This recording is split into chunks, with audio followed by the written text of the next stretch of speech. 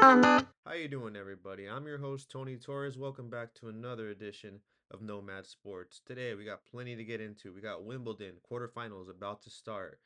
We got some MLB, some Dodger talk. Clayton Kershaw gets 3,000 strikeouts. How big is that? And some NBA. Get into a little bit of NBA, maybe a little bit of LeBron. And if you guys are wondering why the microphone is moving, it's because I am using my hand. My shock mount broke. That is what holds this microphone to the mic stand. That's called a shock mount. And of course, the price I got was too good to be true because I just bumped it on my desk, moving it, and that shock mount just snapped right off. So, gotta use my hand temporarily. First off, let's get into Wimbledon, the biggest tournament in the world. Fourth round just finished up, and we got some quarterfinal predictions now. First, we gotta talk about how lucky Yannick Sinner got um, with Grigor Dimitrov having to retire, being up 2 sets to love against Yannick Sinner. Very unfortunate. You got to feel for Dimitrov. Unfortunately, this is a pattern in the guy's in his career.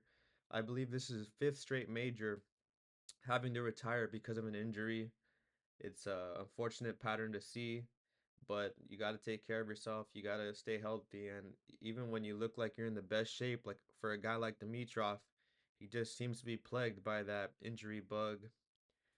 There's if you want an equivalent story, that's like Tigers having to pull out of 5 majors in a row because of injury, which actually seems to be the case right now if he plays at all. But let's say Tiger was still somewhat in his prime, early 30s, late 20s, early 30s. That'd be the equivalent of what happened to Dimitrov. If Tiger pulled out of 5 straight majors because of injury in his early 30s, that's pretty much what happens today with Grigor. The guy is a top 10 player. He's been called poor man's Federer, which is not a very charming nickname, but anytime you're compared to Federer, obviously it's some kind of compliment there. And it's just very unfortunate. He's a very good player. He has a one-handed backhand, why he's one of my favorite players. But sucks to see Dimitrov have to go down like that, being up 2 sets to love, almost putting the match away and causing a big upset and taking out the number one Yannick Sinner.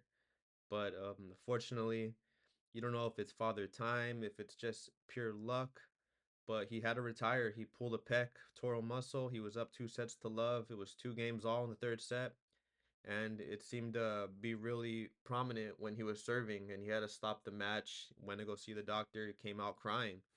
So uh, prayers up for Dimitrov. Hope he gets better from here. Very unfortunate.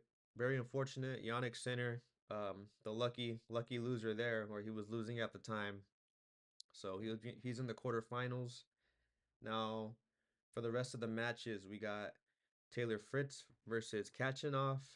Next quarterfinal match, Cam Norrie, Carlos Alcaraz. Then on Wednesday, July 9th, we got Yannick Sinner, the lucky loser, taking on Ben Shelton, American. And lastly, Kabali versus Novak Djokovic. All good matches. Let's put some predictions in. Before we get into the predictions, let's get our record out there for our last prediction on round two. Now we got 17-9 for the ATP for the men's side and 4-3 for the women's side. So 17-9 does sound really good. It looks like I got around 65% right. You guys could watch the previous episode to know what matches they were in particular. But a lot of those overs I took as wins without checking the numbers because if it went 4 sets minimum, then I did assume that I got the over correct. It's 4 sets. You know, usually it's out of 3 sets, but when it's a major, it is out of 5 sets. So the over under number is a bit higher. But anytime it goes 4 sets minimum, then yeah, you should be looking decent unless it's a really lopsided set, like a 6-1, 6-2, maybe 6-3 set. But in majors, you don't see that very often, especially when it goes to 4 or 5 sets. So I'm assuming those overs did hit that I guessed. We went 17-9 on the men's side, around 65%. I didn't bet any of those, obviously. Those are just my guesses. We did decent. And we'll try to look into the particulars on the over unders next time. On the women's side, I went 4-3, around 57%. Pretty good. Same thing. I don't look at the exact numbers for the over unders. If it goes 3 sets on the women's side, then you could safely assume it hits. Now, if you don't know how over unders work in tennis, it's pretty simple, guys. You know how it is in basketball, it's the points. In baseball, it's the runs. In tennis, it's the games. You have a set, it's the first one to six.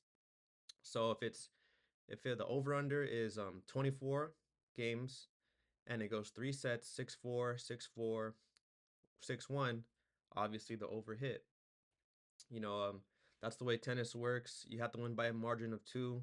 You will never, ever, ever see a tennis score with 6-5, um, or mostly just 6-5, and that's it. If it gets to 6 all, you go to a tie break, and then the scoring changes just a little bit.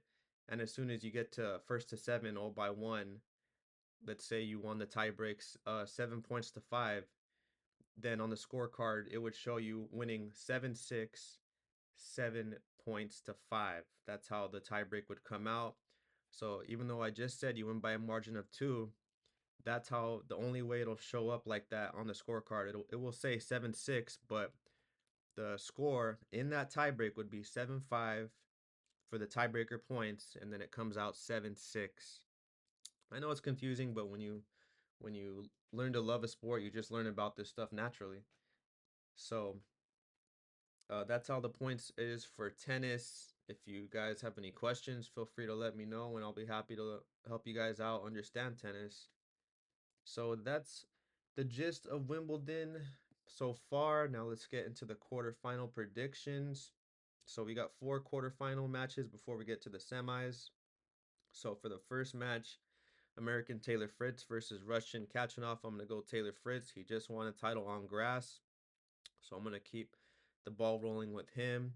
Second, Cam Norrie versus Carlos Alcaraz. Obviously, I'm going to go Alcaraz, even though Sinner almost got upset. I'm going to go ahead and assume Alcaraz will take it. And I'll even take the under two. I think Alcaraz should handle him soundly. Last two quarterfinal matchups, we got Yannick Sinner versus Ben Shelton. Um, Sinner just got lucky because Dimitrov had to pull out of that match. So, you know what? I'm gonna assume Sinner was he's gonna get his mind back right and know that and know what to do in order to keep winning. So for that, I will take Sinner and I will take the over. I'll assume it's gonna go 4 or 5 sets. And the last quarterfinal matchup, Kabali, relative unknown, even though he's a 22 seed, versus one of the GOATs, Novak Djokovic. Now, everyone's probably going to be hammering Djokovic here, and I will too. Kabali, he's no pushover. He is kind of a spring chicken. Um, Around 12 years, 12, 13 years younger than Novak Djokovic. Around 6 foot, Djokovic is 6'2". So I'm gonna take the over and Djokovic. I think Kabali is gonna give him a run for his money. Now, let's get into some MLB. Dodgers. Clayton Kershaw, 3,000 strikeouts. What a honor. What an exclusive club. Only 20 people have done it in the history of the league. Goes to show you how difficult and special it really is to get that accomplishment. My personal with history with the Dodgers, man, so many memories. A lot of watching them on television as a kid, obviously, all those times in the early 2000s when I was a kid coming up short.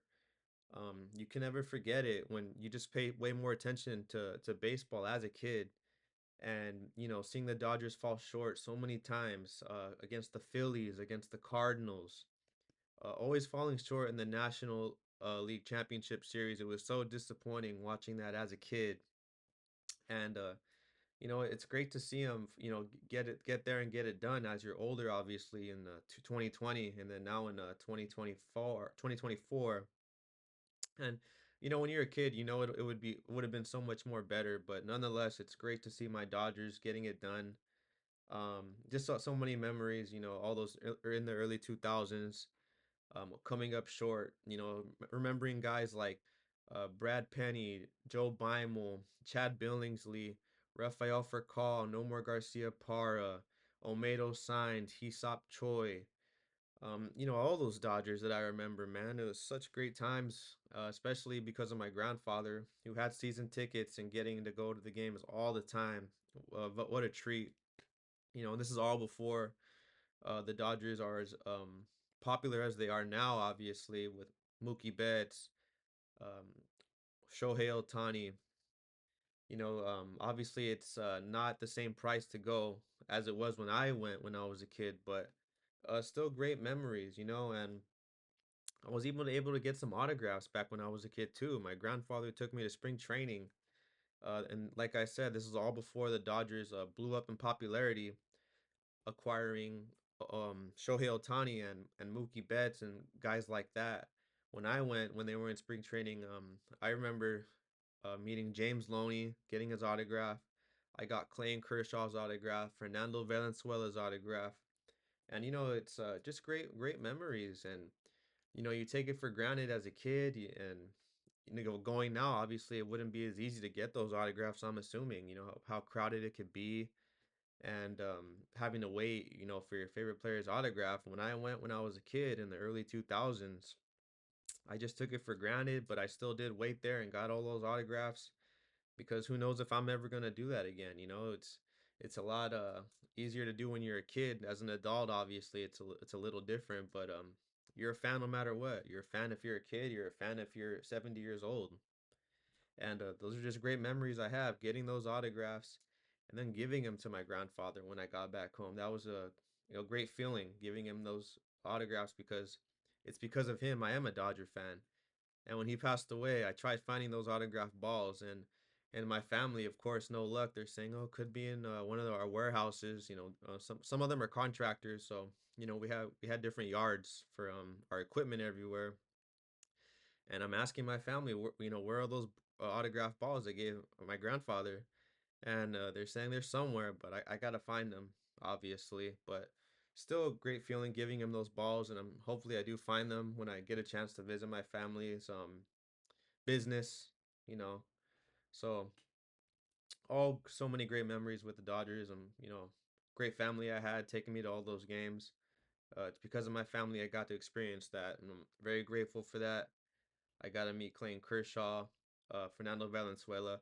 I had no idea how Valenzuela even looked. I'm not from that generation. I was born after that, so I remember being there at spring training, just waiting for autographs. And my grandfather says, "Hey, there's Fernando. There's Fernando right there." And I had no idea how he looked, but once my grandfather pointed him out to me, there was not many people around him, and I just went up and asked for his autograph, and he did it with no hesitation.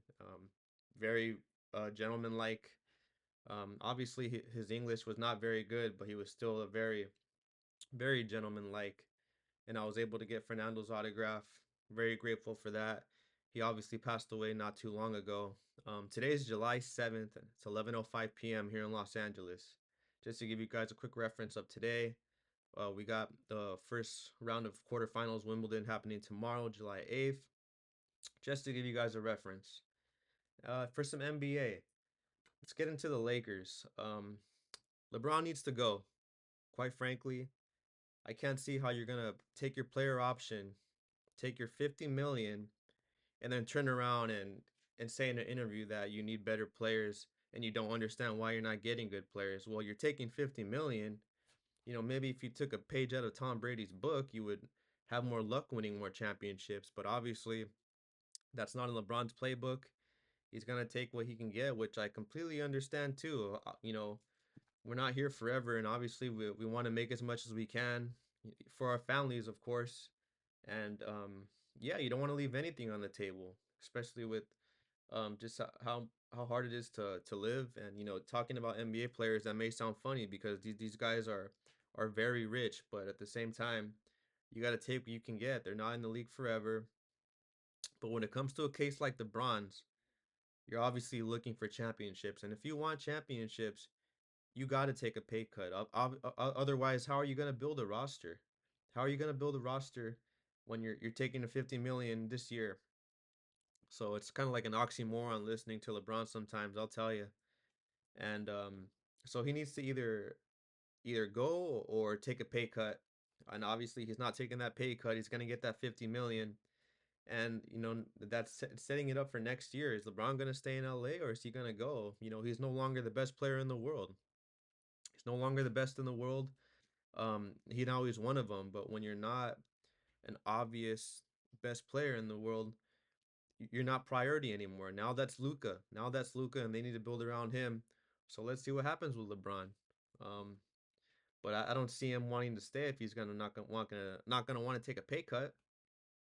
And that's why I just said to take a page out of Tom Brady's book, because look how many championships Tom Brady has, and he did that by not being selfish and taking a pay cut in order to sign some talent. So obviously it's difficult to judge, even though I made my choice on it. It's you can't full on hate the guy for taking what he can, supporting his family, having his family set. Look at, he got Bronny set already. Perks of LeBron being your daddy. So if the Lakers are gonna have a shot, I don't see it being next season because he's taken the full amount, and now you can't sign anybody else. Back to square one. It seems like we'll see how it goes for the Lakers. But I'm assuming he's either gonna walk next year, or maybe he'll come to his senses in order to win a championship and take a pay cut, like fellow GOAT Tom Brady. We'll see how that goes. And keeping it in the NBA, let's go back to something we talked about in a previous episode. We talked about the NBA being rigged. Now, is it rigged? Maybe I got a little ahead of myself at that time. Is it full blown rigged because Dallas magically got the number one pick after trading away Luka Doncic? Maybe. But when you look at the way things turned out, is it really rigged? Well, the NBA champions are the Oklahoma City Thunder. So I can safely assume that it's not full blown rigged. If Oklahoma City are the champions, then I don't think it went the way the NBA would have wanted. But I think it's safe to say that they have an agenda. They do have an agenda. They're going to try to, they're playing chess, not checkers. That's what they say. And obviously they're going to, I think there's obviously moves to be made when the league wants something done. Same thing everywhere else. NFL, MLB MLB you see that less, but for sure you have the conspiracy theorists with that stuff when it comes to the NBA and the NFL. And yeah, so was it full blown rigged like I was insinuating? Maybe not. When the Oklahoma City comes out champions, then it didn't go the way the NBA wanted. But I do believe they have an agenda, and they're gonna try to push some buttons to make it go that way. But obviously, they don't have full blown control in the outcome of the NBA. Hence, your 2025 champions are the Oklahoma City Thunder. So that's gonna wrap it up for today, guys. We got into some Wimbledon, into the MLB, my Dodger fan experience, and lastly the NBA, what they need to do, what the Lakers need to do if they want a shot at even making a run in the playoffs. Doesn't seem like it's gonna happen with LeBron not taking a pay cut and taking his full 50 million, not leaving any room to sign some talent. And of course, getting back into the NBA, is it really rigged? Well, probably not, but I do think they have an agenda. Dallas got that number one pick after trading away the best player in the world for a trade that seems stupid to everybody except Nico Harrison and Rob Pelinka, obviously. So that's gonna do it for today, guys. Thank you for tuning in to another episode of Nomad Sports. Thanks for tuning in, and I'll see you guys on the next round.